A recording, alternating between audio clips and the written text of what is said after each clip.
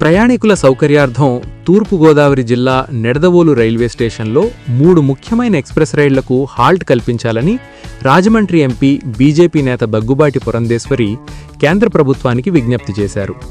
ఈ మేరకు కేంద్ర రైల్వే శాఖ మంత్రి అశ్విని వైష్ణవ్ను కలిసి ఆమె ఒక వినతిపత్రం అందజేశారు. విజయవాడ విశాఖపట్నం, విజయవాడ నర్సాపురం ప్రధాన మార్గాలను అనుసంధానించే కీలకమైన జంక్షన్గా నిడదవోలు ఉందని పురంధేశ్వరి తన వినతిలో పేర్కొన్నారు.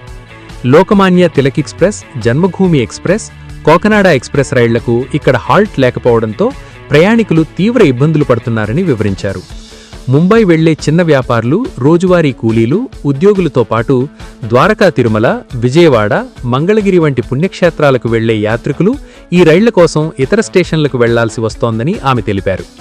సాధ్యత నివేదిక ప్రకారం నిడదవోలులో ఆపడానికి కేవలం 4 నుంచి 5 నిమిషాల అదనపు సమయం మాత్రమే పడుతుందని, దీనివల్ల ఇతర రైళ్ల రాకపోకలకు ఎలాంటి ఆటంకం ఉండదని స్పష్టం చేశారు. ఈ నిర్ణయంతో రైల్వేకు అదనపు ఆదాయం కూడా సమకూరుతుందని పురంధేశ్వరి పేర్కొన్నారు. ప్రజల అవసరాలను దృష్టిలో ఉంచుకుని తక్షణమే ఈ రైళ్లకు నిడదవోలులో హాల్ట్ మంజూరు చేయాలని ఆమె కేంద్రాన్ని కోరారు.